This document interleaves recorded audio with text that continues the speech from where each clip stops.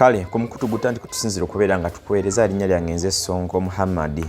Waliwo emboozi y'ennaku amaliyo ge tukeereddeko enkya y'olunaku olwaleero oluvannyuma lwa minisita omubeezi ow'abakozi Charles Okero Engola afudde enkya y'olunaku olwaleero. Ono atiddwa buttibwa era ng'akubiddwa amasasi agamutiddewo omukuumi we enkya y'olunaku olwaleero. Minisita omubeezi ow'abakozi Charles Okero Engola akubiddwa amasasi omukuumi we amakya g'olunaku olwaleero ekyanja. Kigambibwa nti omujaasi ono bw'amaze okuba minisita abadde mukama we amasasi agamutiddewo era naye oluvannyuma naye yeekubye bonna babiri gy'emirambo oba kati gy'embuyaga ezikaza engoye.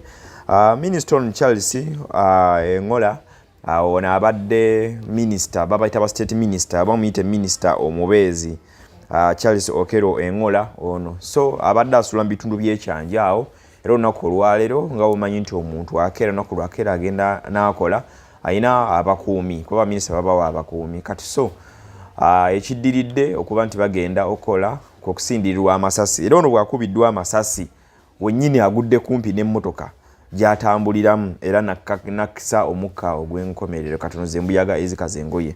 Ebintu by'amasasi guno sigo omundi ogusoose okubeera nga bibeerawo mu ggwanga lyaffe lino erya Uganda bibadde nga bibaawo emabega gundi bamukubya amasasi gundi bamukubya amasasi. Kinajjukirwa nti abantu abawerako badde nga bakubwa amasasi aba bali mu gavumenti n'abali sayidi evuganya gavumenti n'ababirimu nga babikooye abagala okukyuka okudda sayidi endala so embeera efaanaganako ng'eyo. Tujja bajjukizaayo oko abantu bangi abasiraamu abajjanga bakubwa amasasi tujja kubajjukizaayo abantu ab'enjawulo twogere kwani Andrew Felix Kaweesi ono yali mwogezi wa poliisi ebiseera ebyo naye yakubwa amasasi agamugyawo. Tujja kujjukira abantu nga Muhammad Kimura, Sheikh Mustafa Bahiga n'abalala bangi abazzenga bakubwa amasasi n'ekibadde kyasiriikiriramu.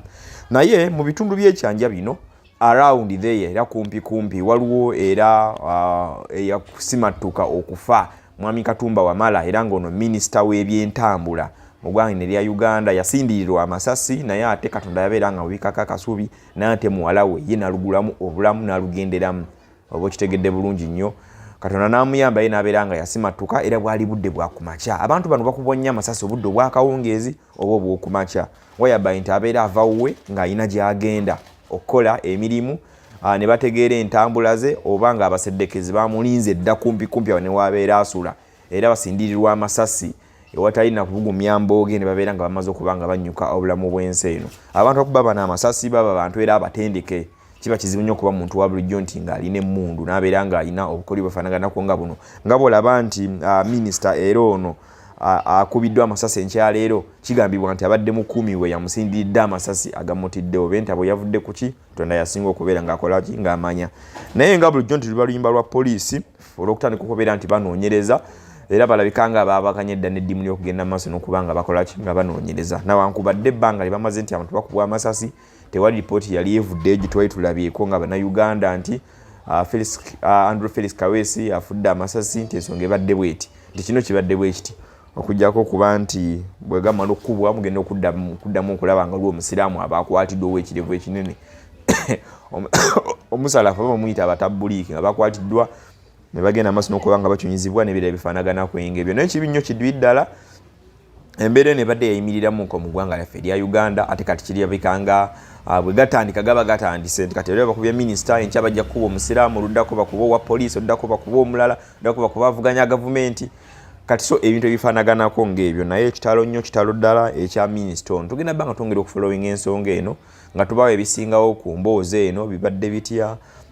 tubawe omuntu ono biki byakoledde eggwanga erya Uganda watuukidde okufa abadde emyaka emeka naye nga ono abadde mubaka wa paalamenti so nteekateeka zonna zigenda mu maaso era nga bitwogerera essaawa ya kaakati minisita Betty Olive Namisango Kamya atuuse mu maka g'omukulu ono abadde omubeezi we okugenda okuba nga naye agenda maaso n'okuba ng'akola ki ng'akungubaga. So kitalo nnyo kitalo ddala tugenda banga twongera okufollowinga ensonga ya minisita ono akubiddwa amasasi paka kutuuka kuziika. Mwabatulabire n'abatulabira mu ggwanga erya Uganda mubeere nga mutufollowinga tujja kuba nga twongera okubawa ebisingawo wano. Nze Sonko Muhammad. Okay, katukomewo.